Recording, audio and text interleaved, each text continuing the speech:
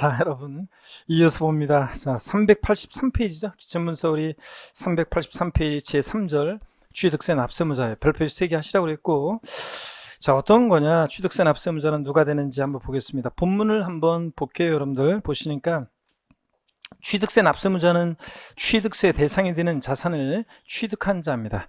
개인과 법인은 물론 법인격 없는 사단, 재단, 기타 단체도 납세무자가 된다. 그러니까 취득세는 물세를 취한다고 그랬잖아요. 그러니까 취득세는 취득자의 인적상을 고려해야 하나요? 안 해요. 취득하는 물건만 보고 세금을 계산해. 그러니까 개인이 취득하든 법인이 취득하든 취득세는 똑같습니다.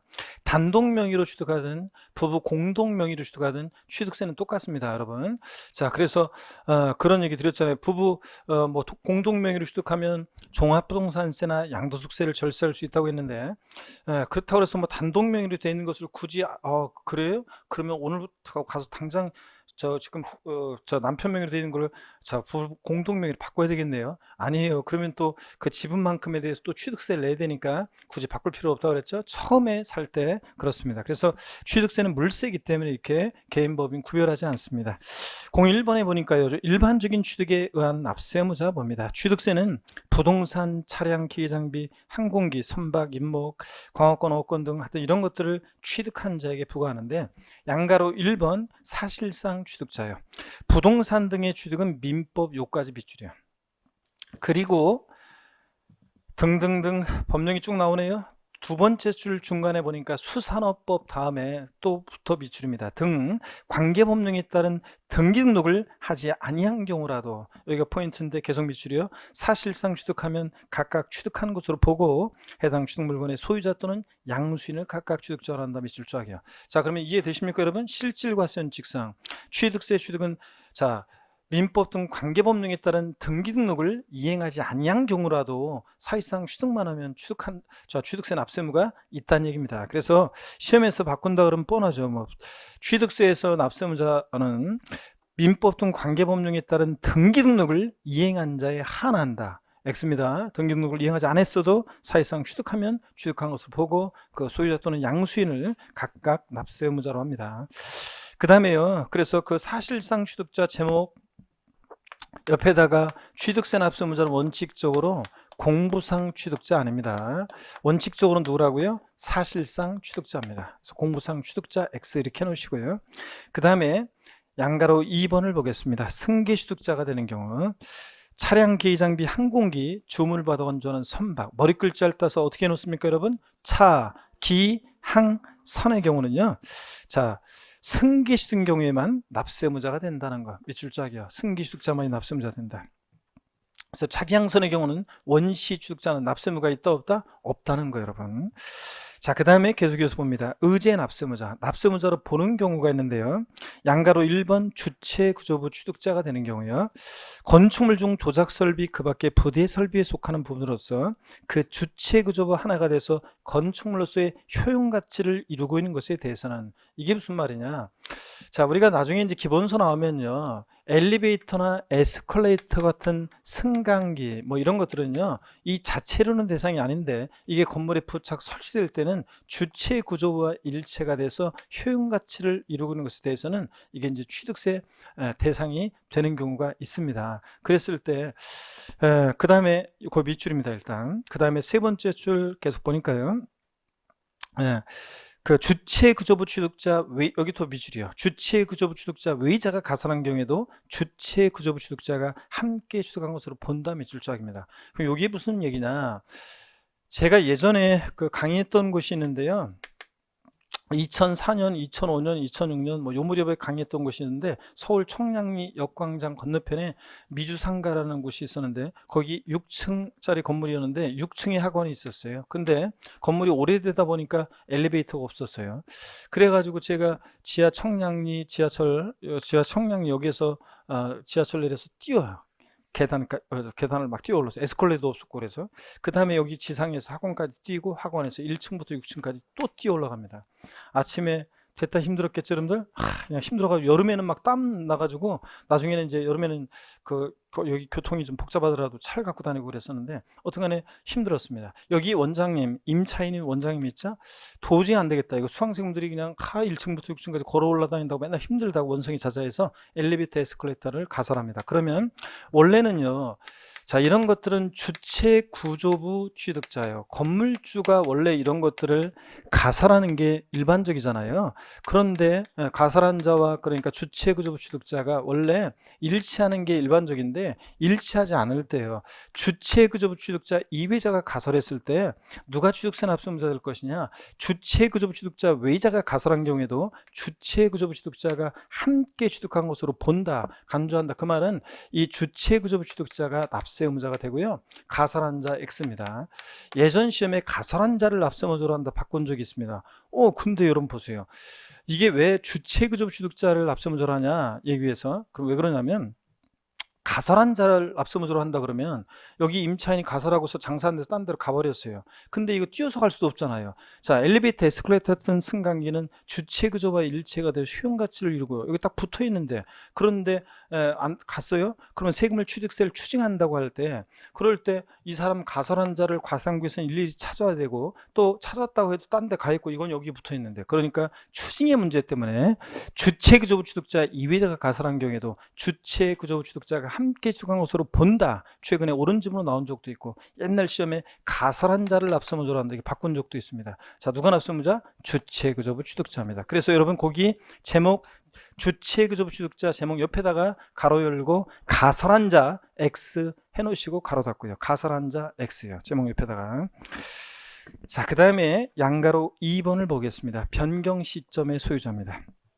선박 차량과 기장비 종류를 변경하거나 토지 지목을 사실상 변경함으로써 그 가액이 증가한 경우에 아까 가액의 증가를 추구했다고 의지했죠? 간주했잖아요. 이런 의지 취득으로 의 경우에는요. 변경 시점의 소유자를 납세 의무자로 한다. 밑줄 쫙입니다. 그래서 밭에서 대로 지목이 변경될 시점의 소유자가 납세 의무자입니다. 근데 그 제목 옆에다가 자, 뭐라고 써놓으시냐면 요거요. 지목 변경, 종류 변경 후의 소유자 X입니다. 종류 변경, 지목 변경 후의 소유자 X입니다. 아니고 밭에서 대로 지목이 변경될 때 가액의 증가가 있을 때 가액의 증가를 취득했다고 의지합니다. 이때 이 지목 변경 시점의 소유자지 지목 변경 후의 소유자다. X입니다, 여러분. 이렇게 해 놓으시고요. 그 다음에 계속 이어서 보겠습니다. 양가로 3번은 넘어가고요. 자, 그 다음에 384페이지 양가로 5번을 보겠습니다. 384페이지 양가로 5번 상속인이 되는 경우요. 상속이요. 가로 안에 보니까 비상속인이 상속인에 대한 유증과 유증 및 포괄 유증과 신탁 재산의 상속을 포함한다 이렇게 되어 있습니다. 여러분 유증이라는 게 뭔지 용어 설명을 드려볼게요. 여기 보세요. 유증이라는 것은 여러분 보시면 유언으로 증여하는 거예요. 유언으로 증여. 내가 죽으면 내 재산 전부를 다른 애들은 한 푼도 주지 말고 오남매녀 7남매 중에서 막내 아들한테만 싹 다 줘라. 이게 뭐냐면 유증입니다. 내가 죽으면 줘라. 그러니까 증여자가 사망해야만 증여 효력이 발생하니까 유증은 그러니까 상속과 같다 이렇게 생각하시면 돼요. 유증은 물론 우리가 이제 이게 사실은 상속인에게 하는 유증과 상속인 이외자에게 하는 유증의 법적 의미가 효과가 달라지지만 우리는 그런 거 구별할 필요 없고 그냥 유증 나오면 상속과 같다 이렇게 생각하시면 됩니다. 5남이녀 7남매 중에서 막내 아들이 누굽니까, 여러분? 예? 여러분들? 예. 자, 제가 항상 요 타임만 되면은 맨날 아침, 저녁으로 돌아다니면서 월요일부터 토요일까지 이 똑같은 얘기를 반복하면서 다니고 있습니다. 왜 그럽니까, 여러분? 그렇지. 말이 씨가 되니까 그렇습니다, 여러분들. 그렇잖아요, 여러분들. 사람이 자꾸 말하면 난 합격한다, 난 합격한다. 난 딱점으로 찍어서도 합격이야. 난 쳐도 한 방이야. 난 무조건 합격이야. 이렇게 말하고 다녀야 돼요. 그래야지 합격합니다. 그런 건데 항상 뭐 안 될 것 같아요. 떨어질 것 같아요. 맨날 안 될 것 같아요. 이런 식으로 하면 진짜 안 돼요. 자, 그러니까 항상 말이 씨가 된다고 여러분들은 항상 어떻든 간에 남들이 주변에서 뭐라고 하든 야, 넌 내가 보니까 1, 2차 다 하다가 너 다 떨어진다. 너 1차만 해. 막 그리고 그러더라도 무슨 소리야. 난 올해 저 30일의 시험에서 동차 합격 딱 그냥 끝내 한 번에. 난 무조건 찍어도 합격이야. 이런 마음으로 공부하셔야 됩니다. 아셨죠? 말이 씨가 됩니다. 그리고 주변에도 계속 그렇게 본인 스스로도 야, 아무개야. 성규야, 넌 무조건 합격이야. 넌 찍어도 합격이야. 넌 무조건 합격할 수 있어. 이런 식으로 계속. 아셨죠? 본인한테도 그렇고 주변한테도 난 합격해, 난 무조건 이렇게 얘기하고. 아셨죠, 여러분? 그렇게 하셔야 됩니다. 말이 씨가 됩니다. 자, 그래서 저도 말에 씨가 되니까 자꾸 이렇게 얘기합니다. 자, 다른 애들 5남이녀 7남매 중에서 다른 애들 한 푼도 주지 말고 막내 아들한테 싹 다 줘라. 이렇게 얘기합니다. 유중 상속과 같다 이렇게 생각하시면 됩니다. 자, 계속 이어서 봅니다. 유중 포함한 상속으로 인해서 취득하는 경우에는 밑줄입니다. 두 번째 줄 상속인 각자가요. 여기가 포인트인데 계속 밑줄입니다. 상속받는 취득물건 가로 안에 지분을 취득하는 경우는 그 지분에 해당하는 취득물건을 취득한 것으로 본다 밑줄짝이요. 자, 무슨 얘기냐? 상속인 3명이 있어요. 대한이, 민국이, 만세가 있습니다. 대한이는 주택을 상속받고 민국이는 토지를 상속받고 만세는 상가를 상속받았다 그러면 상속으로 이 취득한 자산에 대해서 누가 납세무자냐? 대한이, 민국이, 만세 각자가 상속인 각자가 취득세 납세무자가 됩니다. 자, 근데 시험에서는 어떻게 바꾸느냐? 거기 상속인 그 제목 옆에다가 상속인 제목 옆에다 뭐로 써놓냐면 시험에서는 어떻게 바꾸냐면 상속인 가운데 상속으로 취득한 자산에 대한 취득세 납세무자는 상속인 가운데 상속 지분이 가장 높은 자로 한다 또는 주된 상속자로 한다. 나중에 재산세에서 나오는데요, 주된 상속자라는 것은 상속인 가운데 상속 지분이 가장 높은 자를 말합니다. 그래서 자녀들은 상속 지분이 1이에요. 전부 다 똑같아요. 근데 배우자는 거기다 5화를 가산해서 1.5예요 그러면 상속으로 취득한 자산에 대한 취득세 납세무자는 누가 되느냐? 상속 지분이 가장 높은 자로 한다. 주된 상속자로 한다. X입니다. 누가 납세무자? 각자입니다. 상속인 각자. 대한이, 민국이, 만세 각자가요. 그 다음에 또 밑줄입니다. 세 번째 줄 거의 끝에 이 경우 상속인의 납부무에 관해서는 연대 납세무가 있다 밑줄짝입니다. 자, 그래서 지방세 기본법상의 공유물에 관한 그 연대 납세무 규정을 준용한다 이렇게 원래 법령에 돼 있어요. 그 말은 공동상속의 경우에 요 얘기는 지금 밑줄 그은 것은 끝에 단서는 공동상속의 경우에 공동상속인들은 취득세 납부에 대해서 연대 납세무가 있다 없다? 있다는 얘기입니다. 자, 부모님이 돌아가셨어요. 집 딱 한 채 남겨놓고 돌아가셨어요. 갑, 을, 병, 정 4명의 상속인들이 있는데 그 4명의 상속인들이 부모님 돌아가셨어요. 주택 하나를 공동 상속받았을 때 그 주택 취득에 대한 취득세 납세무는 갑, 을, 병, 정 4명의 공동 상속인들이 연대해서 취득세 납부할 의무가 있다 없다? 있다는 얘기입니다. 연대 납세무가 있다는 얘기예요. 자, 그 얘기고. 그 다음에 계속 이어서 봅니다.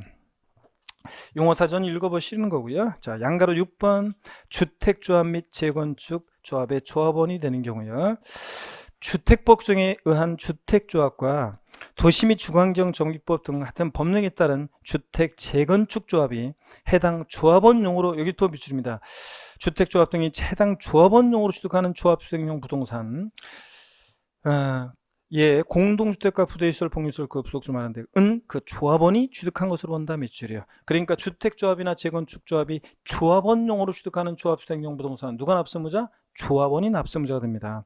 여러분 예를 들어서 주택 재건축이 됐는데요. 준공 때는 조합 명의로 취득하더라도 예를 들어서 1104동 1101호를 갑이라는 조합원이 배정을 받아요. 그럼 그 1101호는 조합이 납세무자가 된다는 거예요? 그 갑이 납세무자가 된다는 거예요? 갑, 조합원이 납세무자가 되는 거잖아요. 당연하죠, 여러분들. 1101호는 조합원 갑이 내야지 취득세를. 자, 그래서 그런 얘기입니다. 그래서 조합원용 부동산은 누구? 조합원이 납세무자가 됩니다. 근데 다만 조합원에게 귀속되지 않는 부동산은 제외한다 밑줄이고요. 그러니까 단지 내 상가나 일반 분양분 같은 비조합원용 부동산은 조합원이 납세무자가 되는 것에서 제외하는 거니까 조합이 납세무자가 된다는 얘기예요. 이게 밑줄 쫙 꺼놓고 보조단을 보합니다. 그래서 조합원용 부동산은 누가 납세무자? 조합원이 납세무자가 되고 비조합원용 부동산은 누구요? 조합이 납세무자가 된다는 얘기입니다. 밑줄이요. 그래서 여러분들 그래서 조합원용 부동산은 조합원이, 비조합원용 부동산은 누가? 조합이. 단지 내 상가나 일반 분양분 같은 것들은. 자, 이렇게 해서 보시고요. 양가로 7번부터 양가로 11번까지 이제 중요한 건데요. 양가로 7번과 8번은 시험에 몇 번 나왔습니다. 몇 번 나왔고요. 양가로 9번, 10번, 11번은 아직 시험에 안 나왔지만 요거 이제 또 중요합니다. 근데 오늘은 양가로 7번만 배우고 가려고 해요. 양가로 8번은 부담부 증여라는 것은 나중에 여러분들 공부가 좀 더 되고 양도소득세에서 이런 걸 배우고 와서 이제 보는 게 훨씬 더 좋기 때문에 지금은 이야기가 좀 그래서 나중에 소개해 드립니다. 양가로 7번만 보겠습니다. 배우자 또는 직계 존비 속의 부동산 취득의 증여의제. 시험 여러 번 나왔는데요. 밑줄입니다. 본문. 배우자 또는 직계 존비 속의 부동산을 취득한 경우에는 증여로 취득한 것으로 본다. 밑줄자입니다. 여러분, 한 입을 덮고 자는 사이에 부모 자식 간에 부동산 취득해요. 그러면 대관계 인정할 수 있겠어요, 없겠어요? 없잖아요, 원칙적으로. 그러니까 뭘 한다고요? 증여로 취득한 것으로 추정한다가 아니라 뭐예요? 본답니다. 취득세에서 무조건 본다예요. 봅니다. 증여로 취득한 것으로 봐서 증여로 인한 취득세 세율이 정됩니다. 바꾸면 뻔하지. 배우자 직계 존비 속의 부동산을 취득하는 경우에는 원칙적으로 유상으로 취득한 것으로 본다. X입니다. 포인트는 유상취득으로 보느냐, 증여, 즉 무상취득으로 보느냐, 이걸 바꾸는 거예요. 원칙 뭐라고요? 증여로 취득한 것으로 봅니다. 다만 또 밑줄입니다. 다만 다음에 어느 하나에 해당하는 경우는 유상으로 취득한 것으로 본다. 밑줄이요. 대가 있다는 것이 입증이 될 때는 유상으로 취득한 것으로 보는데 시험에서는 이런 경우에도 무상 취득한 것으로 본다고 바꾸는 거예요. 어떤 경우에 유상 취득으로 보느냐? 동그라미 1번 공매, 경매 포함해서 통해서 부동산 취득하는 경우. 공매, 경매 밑줄입니다. 키워드에만 밑줄 그어놓고요. 다 줄그면은 너무 그냥 줄이 많아지니까 공매, 경매요. 자, 아버지 부동산이 공매나 경매에 넘어갔어요. 아들이 달려가서 경락을 받아요. 그러면 대관계 입증이 돼야 한대요. 되지. 자, 공매금 경락대금을 안 내면 어떻게 경락을 받아요? 대관계 입증이 됩니다. 그 다음에 동그라미 2번 파산 선고로 인해서 처분되는 부동산을 취득해요. 법원이 개입돼 있잖아요. 그러니까 유상 취득한 것으로 봅니다. 3번 권리전이나 행사에 등기 등록이 필요한, 그러니까 파산 선고 밑줄이고, 또 3번 권리전 행사에 등기 등록이 필요한 부동산을 서로 교환한 경우 부동산 교환 밑줄이요. 자, 교환은 여러분 보세요. 자기 거를 부동산을 주고 상대방 거 취득하는데 부동산을 교환하게 되면 공시가 되니까 다 대관계 입증이 돼야 한대요. 되잖아요. 공시를 해야 되니까. 자, 그래서 등기 등록을 요하는 재산을 서로 교환하는 경우에는 유상 취득한 것으로 봅니다. 근데 시험에서는 최근에 몇 년 전에 어떻게 나왔냐? 정답 지문이 틀린 거 올라라 문제에서 직계 비속이 직계 존속의 등기를 요하는 부동산을 교환으로 취득하는 경우에는 무상으로 취득한 것으로 본다. X입니다. 교환이니까 등기 등록을 위한 재산을 비속이 직계 존속의 등기를 위한 부동산 교환으로 취득하면 뭐라고요? 유상으로 취득한 것으로 봅니다. 근데 그걸 무상으로 취득한 것으로 본다고 바꾸는 거예요. 포인트는. 그 다음에 또 제가 그 부분 시험 몇 년 전에 출제되기 전에도 항상 제가 요 조문을 강의할 때, 이 지문 강의할 때 포인트는 유상취득으로 보느냐 무상취득으로 보느냐 그게 포인트고 그걸 바꾼다 그랬는데 시험에서 그렇게 바꿔서 직계 비속이 직계 존속의 등기를 요하는 부동산을 교환으로 취득한 경우에는 무상으로 취득한 것으로 본다. 맨날 제가 그걸 그렇게 바꿀 거라고 했는데 나왔잖아요. 아닙니다. 뭐라고요? 유상취득으로 봅니다. 또 동그라미 4번 부동산 취득을 위해서 대가를 지급한 사실이 증명되는 경우인데 나중에 기본서 나오면 이 대가를 지급한 사실이 증명되는 경우라는 게 어떤 경우인지 더 자세한 얘기들을 더 배우게 됩니다. 자, 그래서 오늘은 잘 보세요. 배우자 직계존비 속의 부동산을 취득하면 대관계 인정할 수 없으니까 원칙은 뭐라고요? 증여로 취득한 것으로 본다. 다만 대관계 있다는 것이 입증이 되는 공매, 경매, 파산 선고로 처분되는 경우 또 등기 등록을 위한 재산을 교환한다거나 등등 대가 입증이 되는 경우는 뭐라고요? 유상으로 취득한 것으로 본다. 이렇게 아시면 됩니다. 그리고 나머지 내용들은 나중에 차차 배워갑니다. 385페이지 제4절 취득 시기 자 펴놓습니다. 이게 취득 시기가 28회 때 나왔고 30회 지난 시험에 나왔기 때문에 31회 시험에 또 독립화 문제로 나올 가능성이 안 나온다. 나 이렇게 말 안 했어요. 나올 가능성이 낮다. 자, 그렇지만 우리가 취득 시기는 종합 문제 속에 나올 수도 있고 또 그 다음에 또 이걸 알아야지 또 취득세 뒤에 이어지는 내용들이 이해가 되기 때문에 취득 시기를 소개해 드리는데 자, 가장 중요한 것만 오늘은 배우고 가도록 하겠습니다. 자, 여러분 보시면요. 먼저 취득 시기는 좀 판서를 통해 소개해 드립니다. 취득세 취득 시기는 왜 의미가 있냐 그러면 자, 취득세 납세 의무, 취득세 납세 의무 성립 시기가 되기 때문에 그렇습니다. 취득세 납세 의무 성립 시기가 된다. 여러분, 우리 지난 시간에 배웠어요. 취득세는 어느 때 납세 의무가 추상적으로 성립하느냐?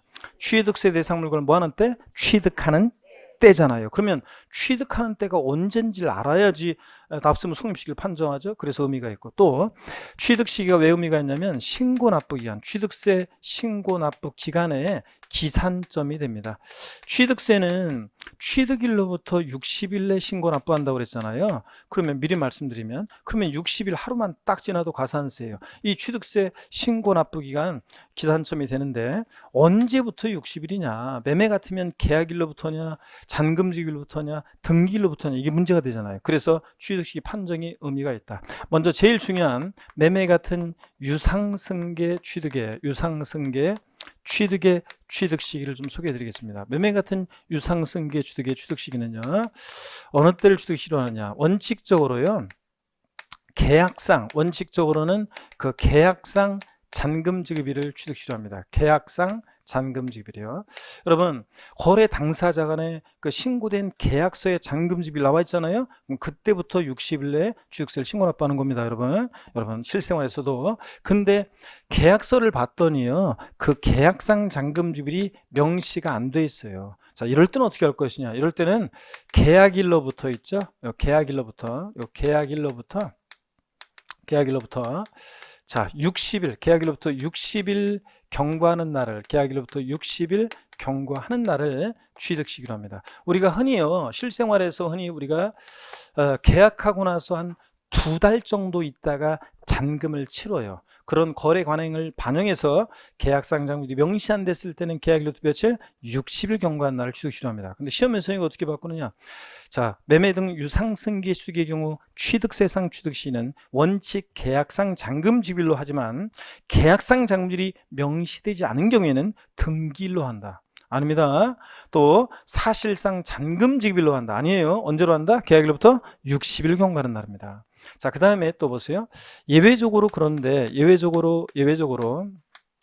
계약서와 상관없이 사실상 잔금 지급일을 취득시로 하는 경우도 있습니다. 근데 이건 아무 때나 인정 안 해요. 아무 때나 인정하면 다 그냥 우리 계약서 신고할 때는 그때로 돼 있었지만 잔금 지급일이, 근데 실제는 어제 현금으로 받았어, 막 다 그럴 거 아니에요. 그렇기 때문에 이 사실상 잔금 지급일은 이 잔금 지급일이 객관적으로 증명될 수 있는 거래만 인정합니다. 자, 보세요. 어떤 경우냐? 객관적으로 증명될 수 있는 거래.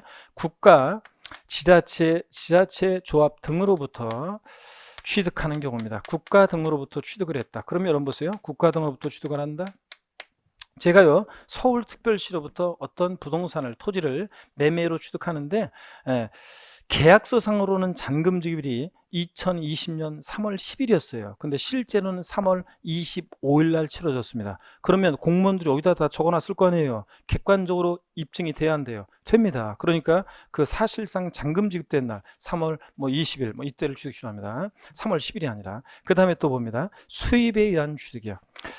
자, 수입 신고 필증에 의해서 입증이 다 됩니다. 수입 신고 필증에 의해서 수입에 의해서 취득했을 때도 잔금 지급일이 실제 잔금 지급된 날 입증이 됩니다. 수입 신고 필증에 의해서. 그 다음에 공매나 경매 방법으로 취득하는 경우요.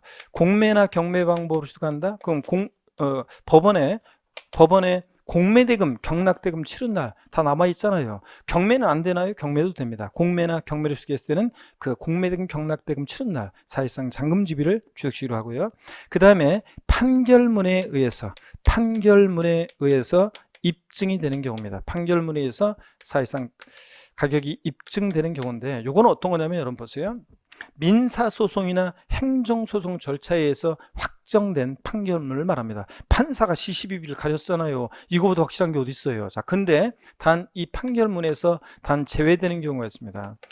화해, 인락, 포기, 그 다음에 자백간주에 의한 이런 경우는 저 판결문에서 제외됩니다.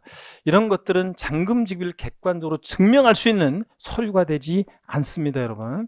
자, 무슨 얘기냐? 여러분, 우리나라요, 한 해 동안에 수많은 형사사건도 발생하지만 민사사건도, 민사적인 법적 분쟁도 한 해에 수없이 발생합니다. 엄청 많이. 근데 그 모든 법적 분쟁을 정식 재판 절차를 통해서 법원에서 재판정에서 재판을 해가지고 이게 이제 걸러진다? 그러면 법원에서 감당할 수가 없습니다. 자, 그러다 보니까 우리나라 법적 분쟁의 대부분은 소송 전취라고 해서 정식 재판 전에 조정 절차 속에서 대부분 걸러버려요. 또 아니면 재판 중에도 자 화해 권고안을 판사가 양쪽 얘기 들어보니까 뭐 더 이상 이거 해봤자 소용없고 내보니까 액수의 문제인데 요거 요 정도 선에서 합시다 해가지고 화해 권고안을 내요. 양쪽에서 받아들이면 그대로 절차 종결됩니다. 또 인낙이요. 자 인낙 권리 어떤 소송을 제기했어요. 그 제기했는데 이 상대방한테 판사가 있잖아요. 내가 대충 사전 그 기록을 좀 봤더니 이거 명백하다. 그러니까 이거 계속 해봤자 어차피 돈 낭비하고 시간 낭비하니까 이 사람 주장을 받아들여서 여기서 끝내자. 그래서 그냥 받아들입니다. 그러면 인낙 자 끝납니다. 거기서. 그 다음에 포기요. 권리 제기했는데 판사가 또 보니까 사전 자료에서 딱 보니까 여기 당신이 이거 해봤자 이거 명백 패소한다. 이거 가능성이 높다는 걸 넌지 흘려줘요. 그냥 여기서 그냥 끝내라. 그냥 그래서 포기합니다. 권리 제기했다가. 또 자백간주요. 자 여러분 봅니다. 갑이라는 사람이 을한테 소송을 제기했는데 을이 있잖아요. 3회 이상 재판에 불출석합니다. 그러면 이 을은 갑의 주장을 자백한 것으로 간주해서 절차 종결됩니다.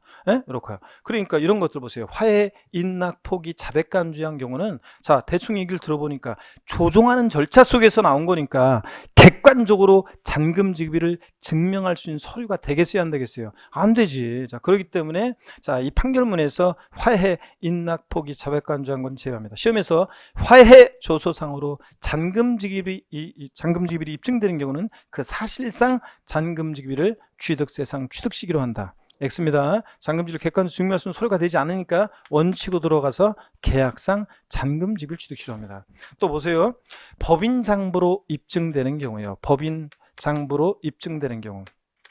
법인은 법인 장부를 작성 기록합니다. 그 법인 장부로 입증되면 객관성이 있다고 봐서 그 법인 장부로 입증되는 사실상 잔금 지급을 취득 시로 합니다. 근데 시험에서는 어떤 법인과의 거래로 뭘 취득했다. 법인으로부터 뭐 아파트를 분양받아 취득했다. 또는 법인과의 거래로 뭘 취득했다. 또는 법인 간에 A법인과 B법인, 법인 간의 거래로 뭘 취득했다. 이렇게 계약의 일방 당사자가 법인이 나오면 그 법인 장부로 입증된다고 봐서 그 사실상 잔금 지급을 취득 시로합니다. 자, 그러면 앞으로 공부하실 때 있잖아요. 제 입에서 객관적 취득이요. 나왔다. 객관적 취득 나왔다 그러면 머리 글자를 따서 국, 수, 공, 판, 법입니다. 강의하시는 분에 따라서는 국수, 공판, 장 이렇게 강의하는데 저는 객관적 취득, 국수, 공판에 관한 법, 국수, 공판, 법입니다. 어느 때를 취득이 싫어한다? 사실상 잔금지료요. 아셨죠 여러분? 자 그래서 취득세 취득 시기 잘 보세요. 매매 같은 유상승계 취득 원칙 언제라고요? 계약상 잔금지료. 명시간 됐다 계약일로부터 60일 경과하는 날. 또 계약서 상관없이 언제나 항상 사실상 잔금지를 취득시라는 객관적인 취득 어떻게 외운다고요? 다 같이 큰 소리로 시작. 국수 공판 법입니다. 자 근데요 제가 예전에 동탄 요 얘기도 꼭 해드리는데 동탄 신도시에 1기 신도시요. 지금 2기까지 생겼는데 1기 신도시에서 예전에 2008년, 2009년, 2010년 요 무렵에 강의할 때 있죠. 어떤 수강생이 학원에 한 6월달 뭐 이런 무렵에 학원에 왔어요. 근데 학원에 아니구나 한 5월달쯤 왔나? 하여튼 그래가지고 한 모의고사를 한 6월달쯤 본 것 같은데 초여름에 학원에 온 지 한 2달 정도 됐는데 있죠. 전국 모의고사를 딱 봤는데 60 평균 60점이 넘었어요. 그러니까 수강생 다른 사람들이 깜짝 놀라가지고 그 수강생한테 가가지고 저기 어느 학원 다니다 오셨어요? 이렇게 물어봤어요. 그랬더니 그 수강생이 무슨 소리 나 처음 공부하는데 이런 식으로 얘기했어요. 그러니까 다른 수강생들이 봤을 때 뭐야 난 겨울부터 와서 공부했는데 점수 평균 3, 40점 깔고 있는데 학원에 온 지 2달밖에 안 되는데 60점을 넘어? 그러니까 저 틀림없이 2학년이라고 생각해서 물어봤는데 근데 그런 식으로 처음 공부한다 무슨 뭐 이런 식으로 하니까 다른 수강생 보기 어때요? 재수없어 진짜 이러면서 다녔는데 여러분 보세요. 그 수강생이 이제 2학년인 게 뽀록난 사건이 생겼는데 어떻게 생겼느냐. 자 보세요. 금방 제가 객관적 취득, 사실상 잔금지를 취득시하는 객관적 취득 다 같이 어떻게 외운다? 국수, 공판, 법 그러는데 그 수강생만 넋 놓고 있다가 국수, 공판, 장 뭐야 얘. 자 이래가지고 2학년인 거 뽀록난 적이 있는데 자 그처럼 다른 데서는 국수, 공판, 장이라고 외우거든. 자 그러니까 이렇게 해서 여러분들 봤습니다. 자 그 다음에 또 보세요 여러분들. 지금까지 제가 얘기한 이런 날들 이전에 등기나 등록을 해요. 자, 그러면 어느 때를 취득시기로 하냐면 그 등기 또는 등록일을 취득시기로 합니다. 등기일이 빠르면 등기일입니다, 여러분. 자, 그러면 질문 드리겠습니다. 이거 알고 있는지를 잘 들어보세요. 응용력을 발휘해 보세요. 개인 간 매매에 의해 취득하는 경우 취득세상 취득시기는 계약상 잔금일과 등기일 중 빠른 날이다. OX예요. 개인 간 매매에 의해서 부동산을 취득하는 경우 취득세상 취득시기는 계약상 잔금일과 등기일 중 빠른 날이다. OX예요. OX예요. 모아지는 분도 있고 X 단호하게 얘기하시는 분도 계시는데, 자, 맞습니다. 자, 보세요. 개인과 매매에서 부동산 취득할 때 원칙 계약상 잔금일이라며요. 근데 등기일이 빠르면 등기일이라며요. 등기일보다 계약상 잔금일이 빠르면 원래 계약상 잔금일이잖아요. 그러니까 비교해서 뭐예요? 중 빠른 날. 맞습니다. 또 질문 드리겠습니다. 저 뒷동네 적극적으로 참여하시고요. 자, 보세요. 국가로부터 또는 지방자치단체로부터 부동산을 유상승계 취득하는 경우 취득세상 취득시기는 사실상 잔금지일과 등기일 중 빠른 날이다.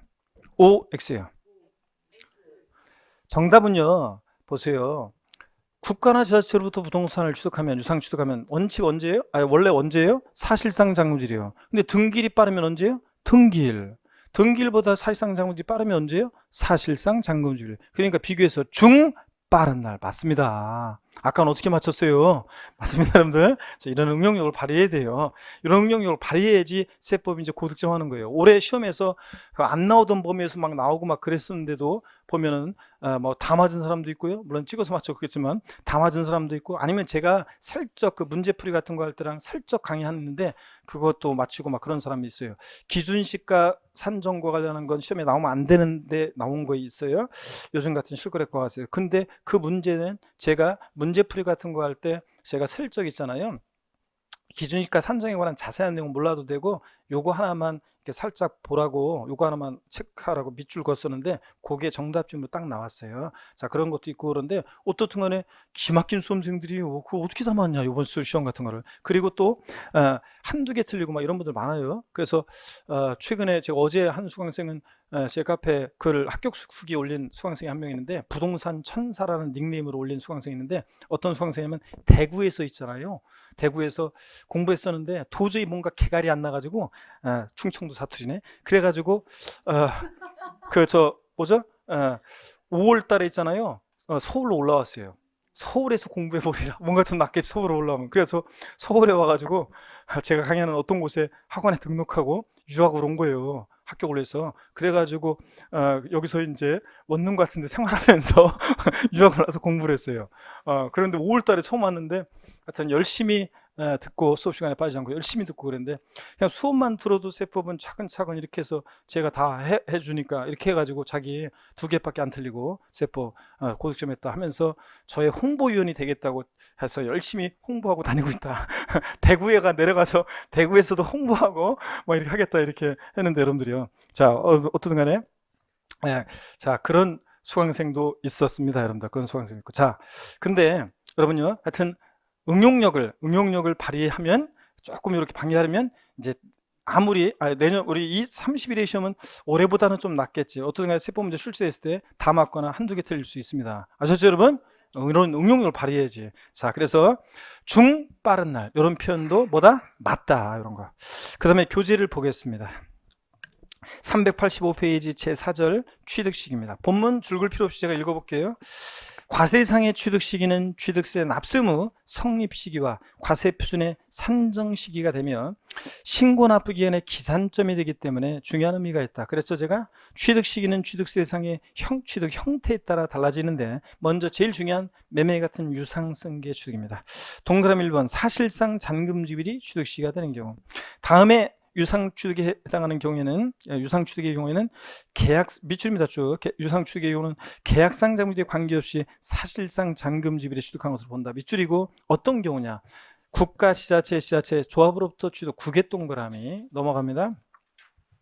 외구로부터 수입에 의한 취득 수의 동그라미, 공매 방법에 의한 취득 공의 동그라미, 리을번 판결문에 의해서 객관적으로 입증되는 경우 판의 동그라미예요. 가로 밑줄입니다. 화해, 포기, 인락, 자백간주한 경우는 판결문의 범위에서 어떻게 한다? 제외합니다. 객관성 없으니까. 그 다음에 미음번, 법인장부 등에 의해서 취득가에 증명되는 취득 법의 동그라미요. 그래서 객관적 취득, 사실상 잔금지비를 취득시하는 경우 우리는 어떻게 외운다고요? 국수, 공판, 법입니다. 국수공판장 그러면 딴 데서 배우고 오신 분이에요. 자, 그 다음에 법인장부가 어떤 건지는 참고적으로 읽어보시고요. 동그라미 2번 일반적인 취득입니다. 계약상 잔금지비를 적용하는 경우. 동그라미 1번입니다. 사실상 잔금지비에 해당하지 아니하는 유상승계 취득의 경우, 즉 국수공판법을 제외한 유상취득의 경우는 쭉 밑줄입니다. 그 계약상 잔금지비를 밑줄, 가로도 밑줄입니다. 계약상 잔금지비 명시되지 않은 경우는 계약일로부터 며칠이요? 60일 경과하는 날입니다. 계약상 잔금지비 명시되지 않은 경우는 등기일로 한다. 사실상 잔금지비로 한다. 그럴듯하지만 X입니다. 계약일로부터 60일 경과하는 날에 취득한 것으로 봅니다. 동그라미 니은번은 계약 해지에 관한 건데 지금은 볼 필요 없습니다. 나중에 알려드릴게요. 동그라미 3번 연부 취득입니다. 연부로 취득하는 거, 취득가액의 총액이 50만 원 이하인 경우는 제외하고 그 사실상 연부금지비를 취득으로 본다. 밑줄 쫙이고 일단 제 설명을 듣습니다. 자, 어떤 거냐? 연부 취득을 좀 소개해 드리겠습니다. 여러분, 우리가요 연부로 취득한다는 것은 뭐냐? 연부로 취득한다. 우리가 예전에요, 저 어렸을 때는 그런 얘기 있었어요. 가전제품 같은 거 살 때 저희 부모님들이 월부로 뭘 샀다. 월부로 뭘 샀다 그랬는데, 월부로 뭐를 사면, 요즘은 월부로 한 말을 안 쓰고 할부 거래 이러죠. 근데 예전에는 월부로 뭘 샀다 이랬는데, 가전제품 살 때 흔히 옛날에는 월부로 뭘 샀어요. 그러면 대금을 어떻게 갚아나가요? 타다리 대금을 갚아나가는 거지. 그럼 연부로 취득하면 대금을 어떻게 갚아나가겠어요? 매년 매달 아니고 매년. 그래서 2년 이상의 기간에 걸쳐서 매년 대금을 지급하는 방식으로 취득하는 게 연부 취득입니다. 자, 연부 취득이요, 여러분 주변에 연부거래를 여러분들이 해보신 분이 계실려나요? 연부거래 해보신 분이 계실려나요? 2년 이상의 기간에 걸쳐 대금 지급하는 방식으로 연부거래 해보신 분? 거의 없으시죠? 자, 500만 원, 5천만 원, 5억짜리 거래하는데 뭐 5년, 10년에 걸쳐서 15년에 걸쳐서 연부금 지급하는 방식으로 연부거래한다? 이거 속 터져 죽게. 자, 그래서 대개 연부거래는 50억, 뭐 500억, 5천억짜리 같은 거 거래할 때요, 계약금, 중도금, 잔금이 단기간 내에 몇십억, 몇백억, 몇천억이 왔다 갔다 힘들잖아요. 그러니까 자, 보세요. 두 사람이 어떤 부동산에 대해서 총 연부금액 50억인데 매년 10억 원씩 연부금을 지급하는 방식으로 5년의 기간에 걸쳐서 연부 매매 계약을 체결했습니다. 첫 해 연부금 지급일이 계약서상으로는 2020년 3월 10일이었어요. 계약서상으로 연부금 지급하기로 한 날은. 근데 실제로 연부금이 지급된 것은 3월 19일이었습니다. 그러면 이 계약서와 상관없이 사실상 연부금이 지급된 날을 취득시로 해서 이때부터 취득세를 신고 납부합니다. 60일에. 그리고 이때 취득세는 계약서상으로 이해 지급하기로 한 연부금액은 10억이었는데 실제로는 8억 원의 연부금이 지급됐다면 이 사실상 지급된 이 사실상 연부금액 있죠? 요 연부금액을, 요것을 취득세 과세표준금액으로 해요. 이 사실상 지급된 연부금액, 요것을 취득세 과세표준금액으로 해가지고요, 8억 곱하기 세율에서 나온 세액을 이때 사실상 연부금 지급일로부터 60일에 신고 납부하는 겁니다. 그 다음 연도도 사실상 연부금 지급된 때로부터 60일에 요 해 사실상 지급된 연부금액을 과세표준에서 계산해서 신고 납부합니다. 그럼 이런 식으로. 그러면 매회 다른 연도와는 다른 사실상 연부금 지급일마다를 독립적인 취득 시기로 하고, 매회 지급되는 사실상 연부금액을 과세표준금액으로 해서 취득세를 계산함으로 인해서 어떤 효과가 있느냐, 한 번에 50억 곱하기 세율하면 취득세 목돈 나가는데, 이렇게 함으로 인해서 5년 동안 취득세를 분할 납부하는 효과가 생기잖아요. 그죠? 그래서 취득자의 납부 부담을 줄여주기 위해서 연부 취득의 경우에는 취득 시기는 이렇게 원칙적으로 계약상 아니고 사실상 연부금 지급일을 독립적인 취득 시기로 하고 있습니다. 그래서 매회 지급되는 사실상 연부금 지급일마다를 독립적인 취득 시기로 합니다. 시험에서 바꾼다? 뻔하지 뭐. 연부 취득의 경우에 취득세상 취득 시기는 원칙적으로 계약상 연부금 지급일로 한다. 그럴듯하잖아요. 매매 같은 경우는 원칙 계약상 잔금지급이니까 그렇다죠. 계약상 연부금 지급을 한다. 아닙니다. 아니고 보다 사실상 연부금 지급을 취득시로 한다는 거. 자, 근데 예외적으로 이런 날 이전에 등기를 먼저 했다. 자, 그러면 그 등기일입니다. 등기를 먼저 하면 그 등기를 취득시기로 하는 거고요. 그 등기일로 하는 거고. 자, 이렇게 해서 여러분들 취득시기 알아두시면 되겠습니다. 자, 그러면 됐고요, 여러분들. 자, 교재를 보겠습니다. 그래서 그 동그라미 3번 연부 취득 같은 그 사실상 연부금지를 취득일로 본다는 거. 그 가로 내용은 신경 쓰지 마세요. 취득가액이 50만 원 이하인 경우에는 제외한다는 것은 나중에 면세점 배워야 되니까. 그 다음에 동그라미 4번이요.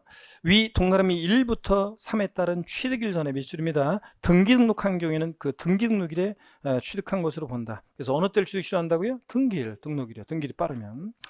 양가로 2번 무상승계 취득입니다. 원칙 무상승계 취득의 경우 미출입니다. 언제요? 그 계약일에 취득한 것으로 봅니다. 계약일에 미출. 자, 여러분 증여는 민법에서 배워요. 여러분 증여는 민법에서 배웁니다. 증여는 낙성, 분료식 계약이다 하면서 민법에서 배워요. 계약이 성립하려면 상대방의 승낙이 있어야 한다는 거죠. 그래서 자세한 거 민법에 배우시고. 야, 너 요새 그 사업 실패해가지고 너 뭐 빌빌댄다고 내가 얘기 들었는데 와서 보니까 너 진짜 한심하다. 아유, 넌 맨날 하는 일이 그 모양이냐 너.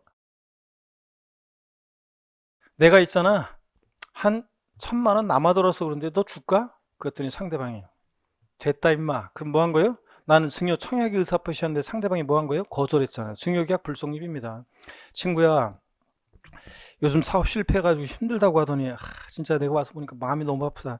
내가 힘들 때 옛날에 네가 나 도와줬잖아. 친구야, 내가 많이 도와주고 싶은데 이것밖에 못 도와서 미안해. 힘내 친구야. 고마워 친구야. 그럼 뭐 한 거예요? 승낙한 거죠? 네, 증여는 이렇게 계약입니다. 증여는 이렇게 계약한 날을 취득시기로 합니다. 계약일을. 등기일도 아니고 원칙은 언제예요? 계약일이에요. 근데 왜 이렇게 빨리 증여는 계약한 날을 취득시기로 하느냐? 사람 마음은 갈대기 때문에 그래요. 내 전 재산을 어디 사회복지재단에 기부하겠습니다 해놓고요, 하룻밤만 잡으세요. 전 재산은 좀 많은 것 같다. 반만 기부하겠습니다. 하룻밤만 더 잡아요. 반만 기부하겠습니다. 이렇게 될 거 아니에요. 그러다가 자식들이 나중에 알게 되면 이거 다 무효야 뭐 이러면서 우리 부모님이 치매 걸려서 이거 다 무효다 막 이럴 거 아니에요. 그렇기 때문에 증여는 어느 때를 취득시로 하느냐? 계약일 취득시로 합니다. 빨리. 증여 같은 무상취득은 계약일입니다. 자, 밑줄이고 그 다음에 보조단을 좀 보겠습니다. 보조단 동그라미 2번입니다. 상속 또는 밑줄입니다. 상속 또는 유증으로 인한 취득의 경우 상속은 상속계실, 유증은 유증계실을 취득시로 합니다. 내가 죽으면 줘라. 유증계실을 취득시로 하고요. 하여튼 증여 같은 무상취득은 언제라고요? 계약일이고요. 그 다음에 니은번은 됐고 동그라미 2번입니다. 예외. 계약일 전에 등기 등록한 경우는 그 등기 등록일에 취득한 것으로 본다 매출이요. 등기일이 빠르면 언제라고요? 등기일입니다. 항상. 자, 이렇게 해서 받고 양가로 3번은 여러분들이 공법에서 좀 기본적인 개념들을 좀 배우고 오시면 나중에 제가 이거 건축물 건축했을 때 취득시기 이런 것은 나중에 소개해 드리겠습니다. 여러분들 공법에서 기본적인 개념들을 좀 배우고 오시면 제가 설명드리면 그때가 더 쉬워요. 387페이지 제5절 취득세 과세표준입니다. 취득세는 세금 계산을 어떻게 할 것이냐. 여기 또 이제 중요합니다. 취득세 세금 계산을 어떻게 할 것이냐.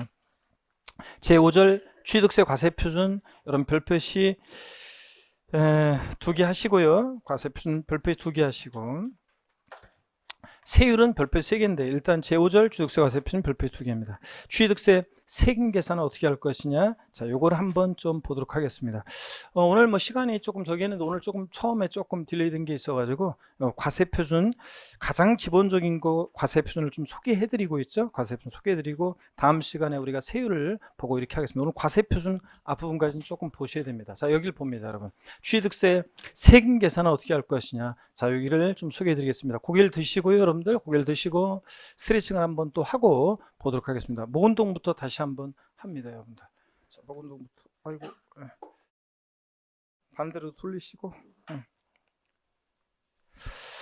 허리도 좌로 못 올립니다, 여러분들. 아이고, 자, 기지개도 화끈하게 제끼시고, 여러분들. 좋습니다. 계신 곳에서 이렇게. 자, 좋습니다. 얼마 안 남았습니다. 힘내시고 오늘 또 요 과세 표준까지만 보고 복습하고 그렇게 마칠게요, 여러분들. 예. 자, 힘을 좀 더 내시고 뭐 자세는 뭐 편안하게 들으시면 됩니다. 항상 자세는 뭐 여러분들 뭐 다리를 꼬시든 짝다리를 짚으시든 뭐 껌을 씹으시든 뭐 저는 뭐라고 하지 않습니다. 여러분들 공부만 졸지 않고 제대로 할 수 있다 그러면 뭐 상관없습니다. 그래서 다만 이제 딱딱 소리만 안 나면 됩니다. 껌 씹으면서. 그럼 옆 사람이 막 신경 쓰이잖아요. 그러니까 소리만 안 내면 특히 그 졸음방지법 아까 살짝 얘기했는데 지금은 뭐 오늘은 좀 그런데 나중에 봄날 되잖아요. 봄날 되면 진짜 졸려요, 여러분. 봄날 되면 햇살 쫙 비치고 그러면 그냥 꽃은 피고 벚꽃 엔딩 버스커버스커의 그냥 벚꽃 엔딩 노래 흘러나오고 거리에서 그래서 벚꽃 흩날리고 햇빛은 찬란한데 여기서 공부하려고 하면 날씨는 따뜻하고 그냥 졸음만 오고 딴 생각 잡생각만 나잖아요. 그럴 때 졸음방지권 같은 거 딱 씹어보세요. 정신이 바짝 납니다. 자, 그래서 졸리신 분은 그렇게 해서라도 졸음을 이겨내시고요. 집중력 유지하시면서 보겠습니다. 자, 여러분 우리 세금 계산을 어떻게 할 것이냐.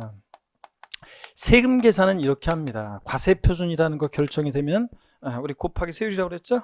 그래서 과세표준 결정되면 우리가 곱하기 세율에서 산출세액을 구한다고 그랬습니다. 그랬죠, 여러분들? 우리가 산출세액을 구합니다. 산출세액을 구하는데 그럴 때 이 과세표준이라는 거요. 요 과표 요 과세표준이 가액이나 금액으로 표시되면 보고 종가세, 수량 면적 건수 등으로 표시되면 보고 종량세 그랬잖아요. 그랬을 때 요 과세표준이라는 거 곱하기 세율 산출세액인데 이 과세표준이 뭐냐 그러면 자, 취득세는 과세표준이요. 취득하는 가격이에요. 취득 가격이에요. 취득하는 가액. 근데 등록면허세는 부동산 등기할 때 그 등기하는 부동산 가액이 과세표준이 돼요. 근데 등록면허세는 나중에 배우겠지만 채권 금액이 과세표준이 되기도 하고 건수가 과세표준이 되기도 해요. 근데 부동산 등기할 때 부동산 가액이 원칙적으로 과세표준이 되고요. 재산세 과세표준은 재산가액이에요. 재산가액이 이제 과세표준이 되는데 보유하는 재산가액. 그랬을 때 이 취득세 등록면허세는 과세표준을 누가 결정하느냐 그러면 우리 같은 신고 납부하는 세금이니까 납세 의무자가 이것을 결정합니다. 신고 납부하는 세금이니까 그렇잖아요.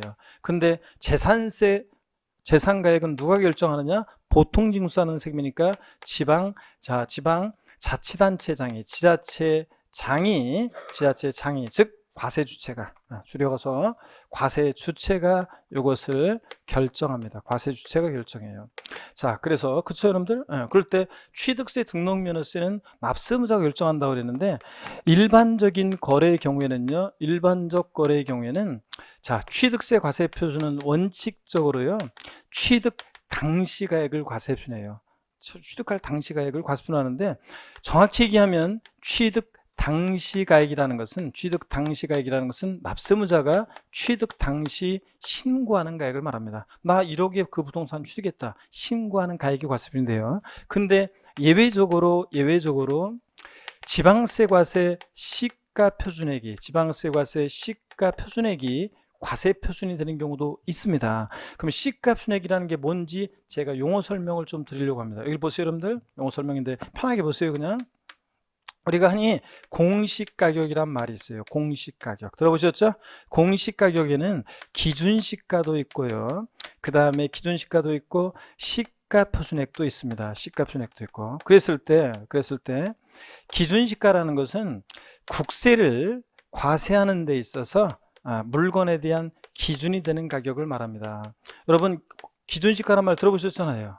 근데 시가표준액은 들어봤냐고 하면 잘 못 들어봤다고 하는데 시가표준액이라는 것은 지방세를 과세하는 데 있어서 그 물건에 대한 기준이 되는 가격을 말합니다. 이게 달라요. 그래서 공통하는 것도 있지만 디테일하게 들어가면 달라요. 그래서 30회 시험에서 올해 기준시가 결정 어떻게 되는지를 물어봤는데 아까 얘기했듯이 나오면 안 되는 건데 지금은 실거래가 과세하기 때문에 양도세를 기준시가 나오면 안 되는 건데 자세한 내용을 물어보면 안 되는데 시험에 나왔는데 제가 아까 했듯이 제가 강조하진 않았지만 문제풀이 같은 거 할 때라든가 하면서 제가 다른 거는 그냥 참고적으로 읽어보시고 요거는 알아라 한 게 정답지로 나왔습니다. 어떤 간에 기준시가 이런 거고요. 시가표준액 구별됩니다. 자, 그래서 지방세 문제에서 기준시가 어쩌고 하면 무조건 틀린 거예요. 국세 문제에서 시가 표준액 어쩌고 하면 무조건 틀린 거예요. 다릅니다, 이게. 자, 그럴 때 시가 표준액은 어떻게 결정되느냐? 어떤 걸 시가 표준액으로 하느냐? 토지 같으면요. 토지는 개별 필지들에 대한 땅값, 개별 공시지가, 이게 토지 시가 표준액이고요. 주택 같은 것은 자, 단독주택이나 다가구 주택에 대한 가격을, 자, 우리가 개별주택 가격이라고 하는데, 그 개별주택 가격, 아파트 같으면 공동주택 가격이 산정고시 되는데, 이게 주택의 시가 표준액입니다, 여러분. 자, 그러면 개별 공시나 개별주택 가격이 어떻게 결정이 되느냐? 한번 참고적으로 한번 소개해 드릴게요. 여기 한번 보세요. 참고적으로 한번 봅니다. 어떻게 개별 공시가 산정고시 되느냐 보시면 이런 겁니다. 예를 들어서 우리가 대한민국, 자, 이렇게 전도가 있고 제주도, 울릉도, 독도, 자, 이렇게 있는데, 우리나라 대한민국 통치권이 미치는 전 국토에요, 수많은 필지들이 있잖아요. 수많은 필지인데, 이 필지의 땅값을 정할 때, 예를 들어서 경기도 성남시다, 서울특별시 강남구다, 그러면 여기에 수많은 필지들이 있잖아요. 땅값을 정할 때 주변 토지 지가에 영향을 줄 수 있는 대표성 있는 땅을 선정합니다. 그것을 뭐라고 하냐면 표준지라고 해요. 표준지.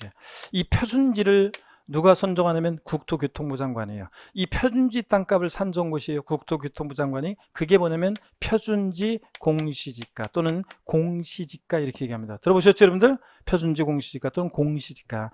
이 표준지 공시지가를 참작해서 시장군수구청장이 자기가 원하는 구역 내 개별 필지들에 대한 땅값을 산정 곳이에요. 이게 개별 공시지가입니다. 개별 공시지가. 이게 토지 기준시가도 되고 시가 표준액도 되고요. 또 전국적으로 수많은 주택들이 있잖아요. 그 주택들의 가격을 매길 때 주변 주택 가격에 영향을 줄 수 있는 주택을 선정해요. 국토교통부 장관이에요. 표준주택을 선정해서 이 표준주택 가격을 산정고시합니다. 그러면 이것을 참조해서 시장군수청장이 자기 관할 구역 내 개별 주택들의 가격을 산정고시합니다. 이게 개별 주택 가격이고요.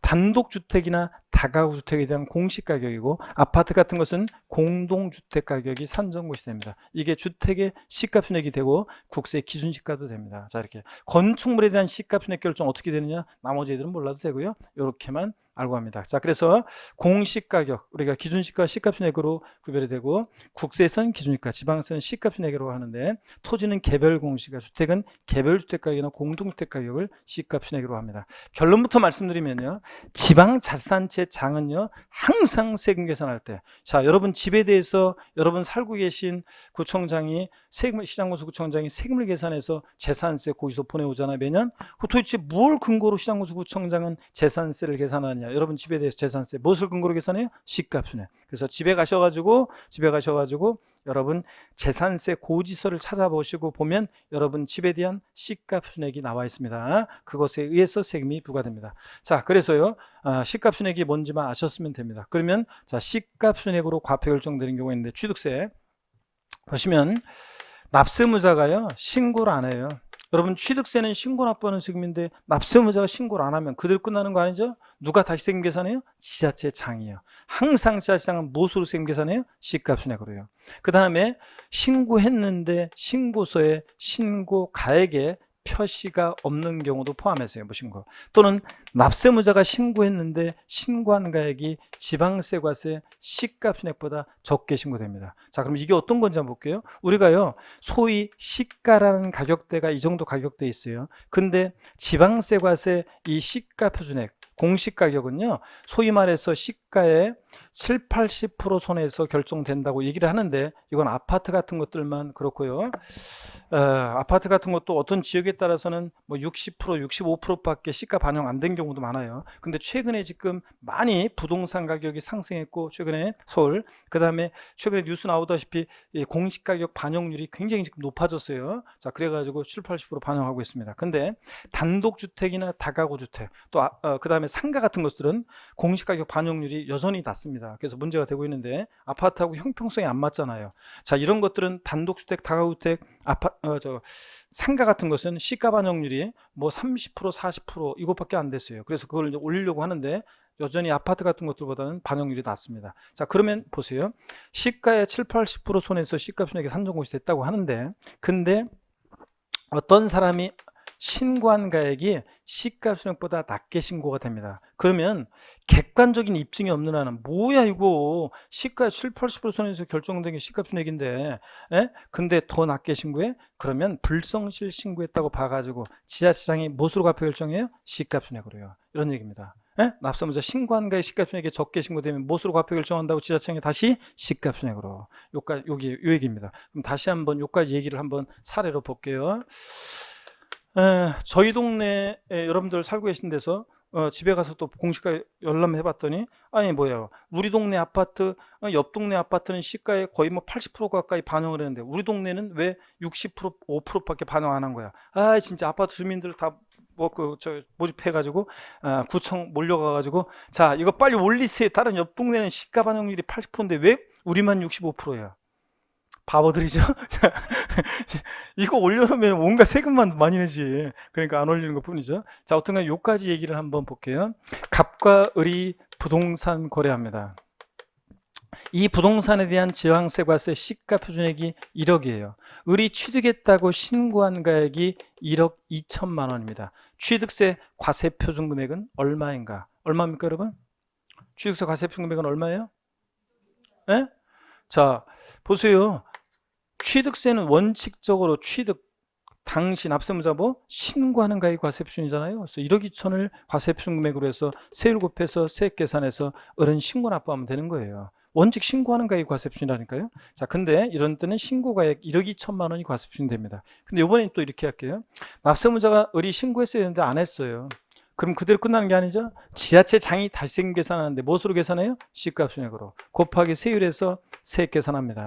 요 나온 세액에다가 불성실 신고한 것에 대한 가산세를 합해가지고 합한 금액을 납세 고지서를 발부해서 징수하는 겁니다. 그래서 여러분 우리 취득세 등록면허세 우리 징수 방법 배웠잖아요. 취득세 등록면허세 같은 경우 신고납부했는데 신고납부 불성실하면 그대로 끝나는 게 아니라 지자체장이 다시 세금 계산해서 시가순액 곱하기 세율에서 다시 계산한 세금에다가 신고납부 불성실하면 가산세를 합해가지고 합한 금액을 납세 고지서를 발부해서 징수했잖아요. 가산세부터는. 그래서 취득세는 등록면세는 원칙 신고납부하는데 가산세부터는 고지서를 발부해서 보통징수 방법으로 도징수할 수 있다 이거잖아요.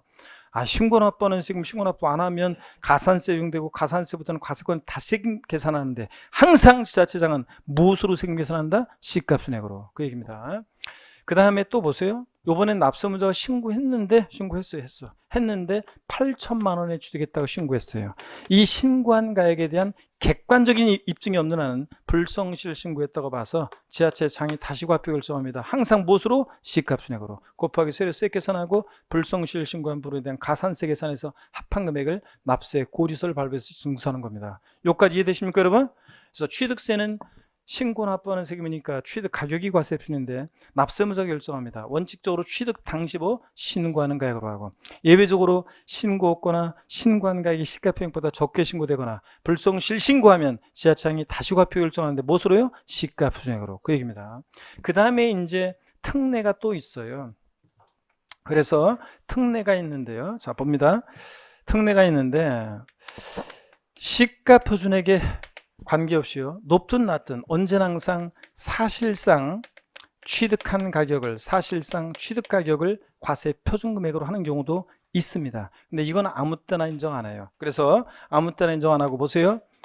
객관적으로 사실상 취득가액을 증명할 수 있는 거래만 인정합니다. 제 입에서 객관적 취득 나왔다 그러면 뭐예요?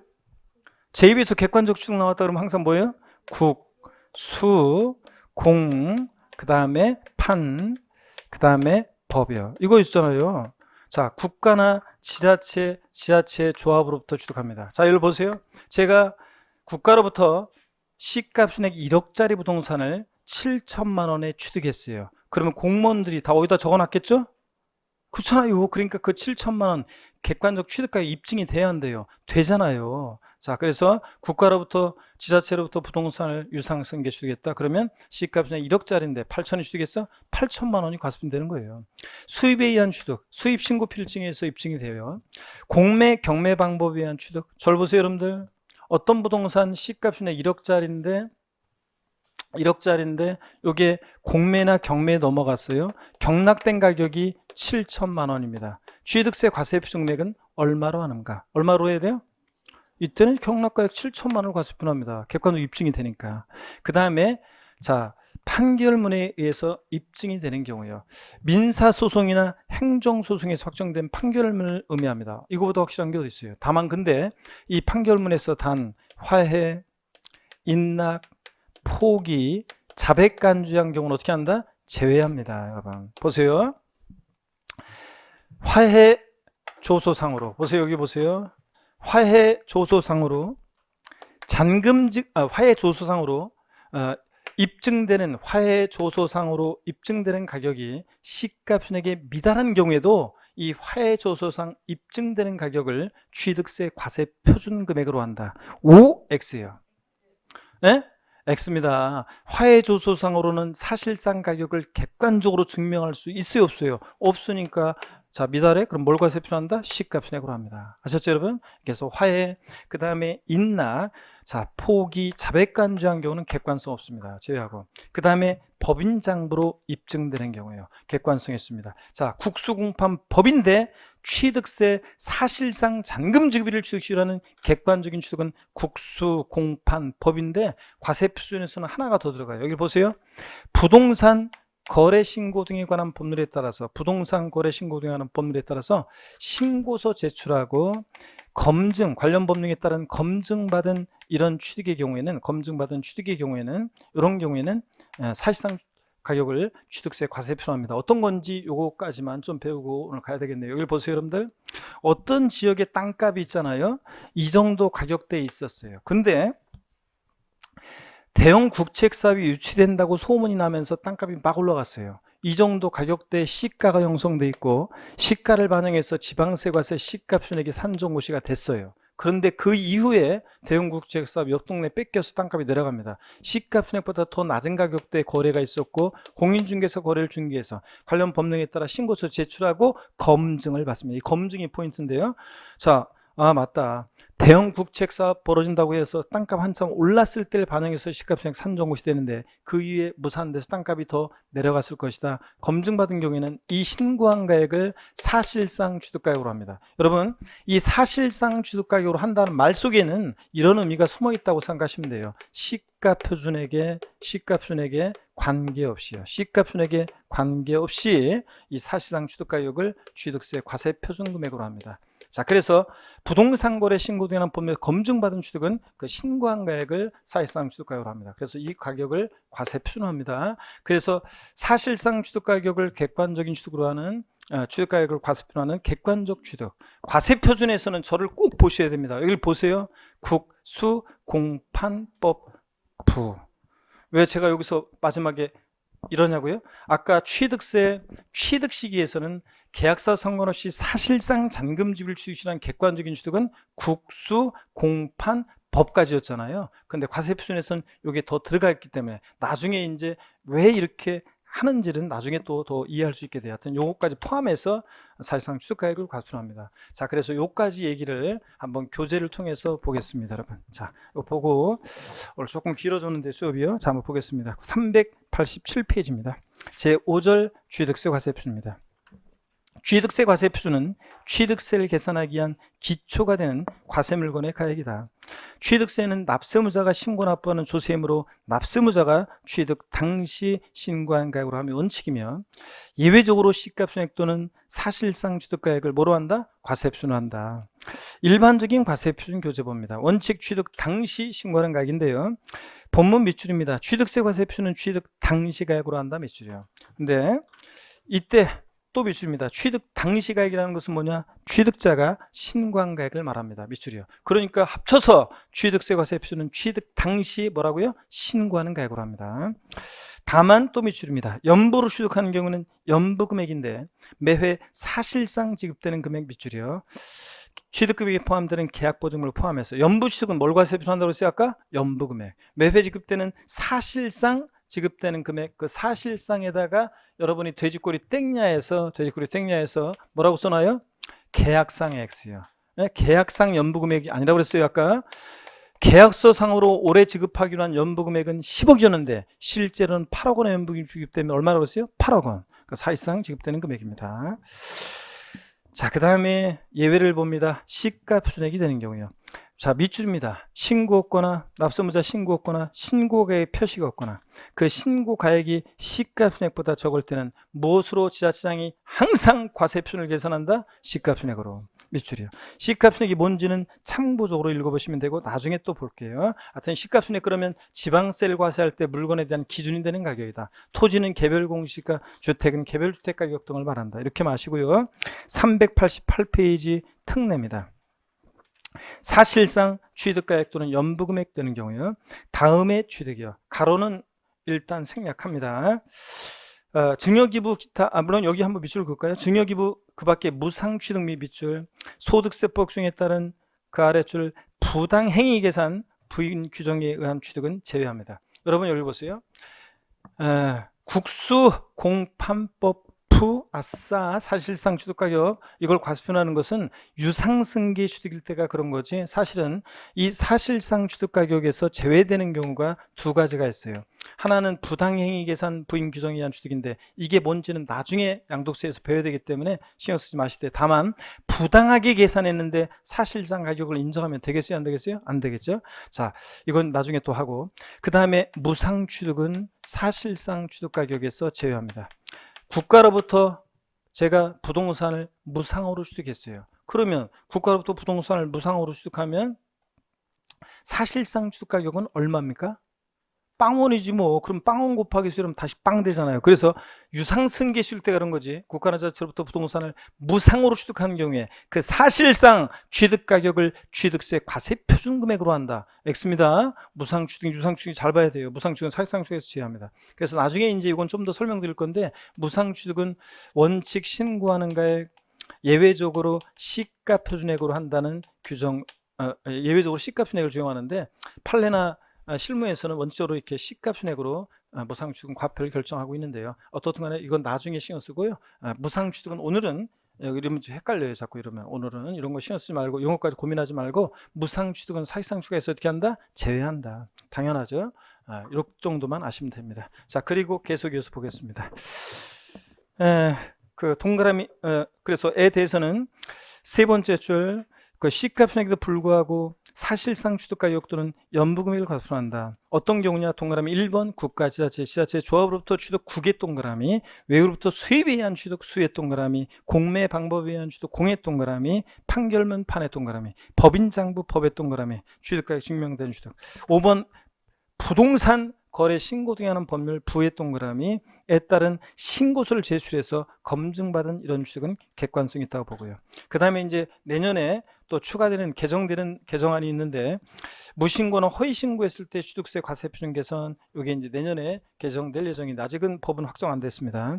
시가표준액 및 사실상 취득가격 또는 연부금액이 부동산 거래 신고 등에 관한 법률 규정에 따른 조사 결과 또는 지방세법 103조의 59에 따른 세무서장 등으로부터 통보받은 자료에 의해서 확인된 금액보다 적으면 여기가 포인트입니다. 밑줄이요. 그 확인된 금액을 과세표준한다. 밑줄이고 부족액만큼 그래서 추징한다는 건데 무조건 인정하지 않고요. 이렇게 확인한 가격과 다르면 그 확인된 금액으로 한다는 얘기. 한번 밑줄 그어놓고 넘어갑니다. 참고의 판결문이요. 1번 판결문이란 민사소송 및 행정소송에서 확정된 판결문을 말하며 밑줄입니다. 화해, 포기, 인락, 자백간주한 경우는 판결문에서 어떻게 한다? 제외한다. 밑줄이요. 그 다음에 2번 법인장부가 뭔지 읽어보시는 거고 3번 민사집행법에 의한 경매, 국세징수법 및 지방세법상의 공매처분의 경우 취득세 과세표준은 뭐로 한다고요? 그 경락가액 또는 낙찰가액이 된다. 밑줄이고요. 자, 이렇게 해서 이 정도 보시고요. 그 간주 취득 등의 경우 이런 것들은 나중에 우리가 차차 배우고 다음 시간에 제가 좀 알려드리고요. 살짝. 자, 다음 주에는 취득세 세율 있죠. 중요하다고 그랬어요? 안 중요하다고 그랬어요? 중요하다고 그랬습니다. 중요한데 절 보세요. 세율에 관한 내용은 다음 순환부터 이제 공부를 하게 됩니다. 세율은 기초입문 과정에서 세율을 막 자세히 설명하면 용어 설명할 건데 다음 주에는 한번 습을 보고 지나갈 건데 자세한 설명을 하면 세법 어렵다고 지레 그냥 포기해 버려요. 그렇기 때문에 나중에 자 제가 이제 해드릴 거고 다만 누가 여러분한테 여러분이 공인중개사 공부한다고 누가 또 여러분한테 나 내년에 저기 한 7억 얼마 정도의 주택을 살라고 하는데 취득세가 얼마나 나올까? 몰라, 안 배웠어 아직. 뭐 이러면 안 되잖아요 또 여러분이. 그래서 그런 정도, 자 제일 중요한 이제 그런 정도 저 세율, 또 내년에 주택 유상거래로 인한 취득세 세율 방송에서 신문에서 봤죠? 개정이 됩니다. 그래서 그 개정 내용이 어떤 거고 어떤 의미가 있는지 이런 것들을 다음 주에 알려드리겠습니다. 자, 그리고 다음 주에 취득세, 납세, 열차 등등해서 나머지 내용을 다 보고 등록 뉴스로 넘어갑니다. 자, 고기를 드시고 여러분들 오늘 배운 거 시간이 없기 때문에 빨리 복습하고 마칠게요. 빨리. 예. 같은 간에 늦어도 복습을 하고 가야 됩니다. 오늘 배운 거 핵심이야. 자, 우리 오늘 취득세를 배웠습니다. 취득세는 과세 주체는 특광도, 특별자치도 특별자치시입니다. 그죠? 특광도. 취득세는 취득 행위를 보고 부과하는 행위세고 유통 과정에서 부과되는 세금입니다. 취득세는 인세를 취해요, 물세를 취해요. 취득세는 물세입니다. 합산과세예요, 개별과세예요. 물건값과 개별과세입니다. 취득자 개인이든 법인이든 구별하지 않고. 취득세요, 사실주의 과세합니다. 그죠? 그러니까 취득세는 등기되지 않아도, 등록되지 않아도, 허가받지 않아도 과세가 됩니다. 또 공부상 현황과 취득일련제 사실상 현황이 달라. 무엇에 따라서 과세한다? 사실상 현황에 따라 부과합니다. 여러분들. 또 취득세요, 취득이 뭐냐 물어보면 뭐라고 대답하신다? 취득세 취득은 사실상 소유권 취득이다. 왜 자꾸 목소리가 작아져요? 다시 한번 큰 소리로 힘을 내면서 취득세 취득은 뭐다? 사실상 소유권 취득이다. 그래서 이쪽에 리액션이 좋구만. 이쪽으로 가야 되겠다. 마이크 잘 들어오게.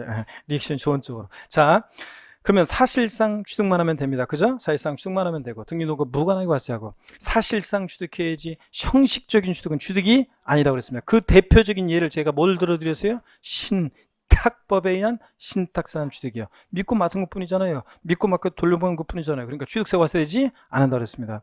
사실상 소유권을 취득해야지 소유권 이해 권리요. 부동산 임차권, 지상권, 전세권 이런 것들, 또 아파트 당첨권, 분양권, 조합원 입주권 같은 이런 것들은 취득할 때 과세한다 안 한다? 안 합니다.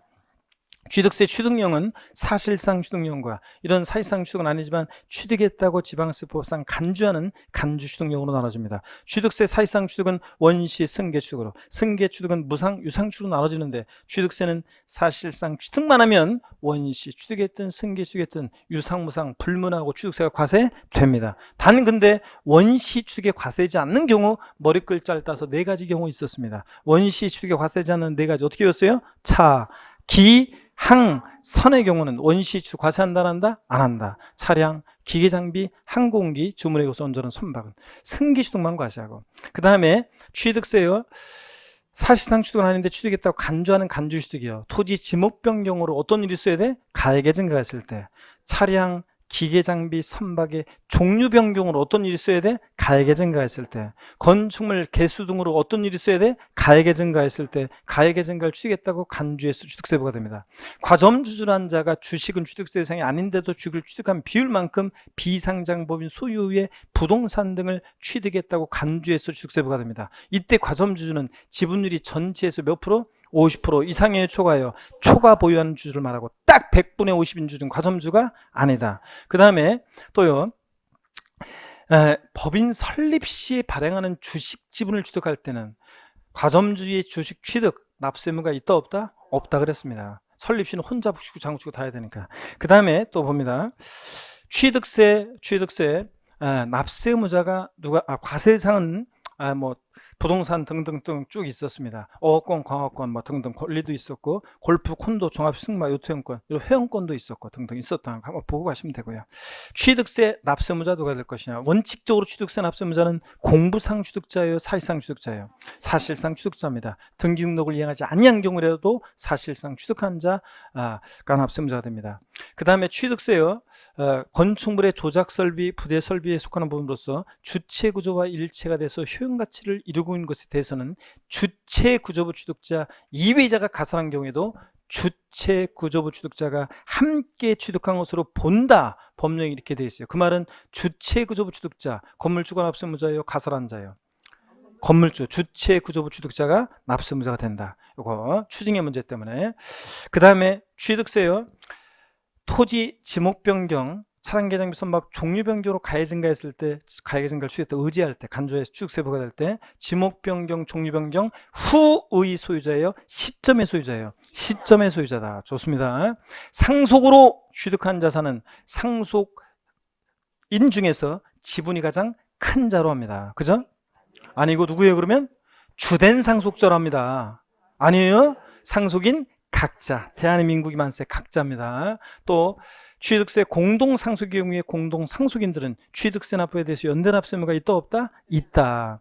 배우자 직계 존비 속의 부동산을 취득하면 원칙적으로 유상으로 취득한 것으로 봐요. 유상으로 취득한 것으로 추정해요. 증여받아 취득한 것으로 봐요. 증여받아 취득한 것으로 추정해요.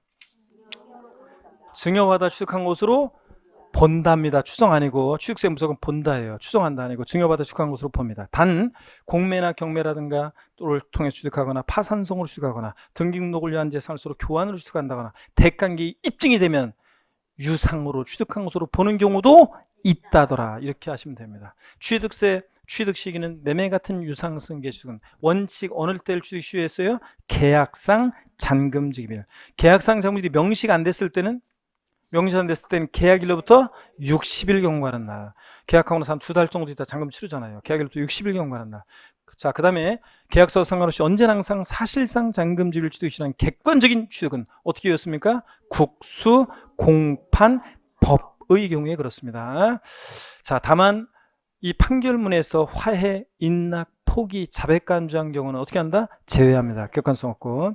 그 다음에 여러분요, 연부취득의 경우에 취득세상 취득시는 원칙 사실상 연부금 비율이에요? 계약상 연부금 비율이에요? 사실상 연부금 지급일마다를 취득시로 합니다. 또 여러분요, 증여 같은 무상 취득은 등기일이에요? 계약일이에요?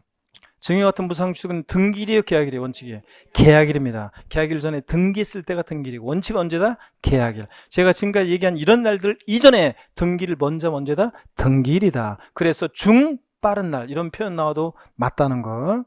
자, 그 다음에요, 여러분 취득세 과세 표준은 취득 가격인데 신고 납부하니까 납세무자 결정합니다. 원칙 취득 당시 신고하는 가액인데 납세무자가 신고하지 않거나 신고한 가액 시가 표준액보다 적게 신고되면 지자체장이 무엇으로 생계산한다? 시가 표준액으로. 언제나 항상 시가 표준액 관계없이 사실상 취득가액을 과세 표준 금액으로 하는 경우도 있는데 객관적 취득의 경우만 그렇습니다. 머리 글자를 따서 어떤 경우다? 국수, 공판, 법, 부. 이거 경우도 그렇습니다. 아셨죠, 여러분들? 몸개그 하려고 내 갑자기. 자, 일부러 그런 건 아닌데. 자, 그렇습니다. 그래서 이런 경우는 사실상 취득가액을 과표하고요. 자, 됐습니다, 여러분.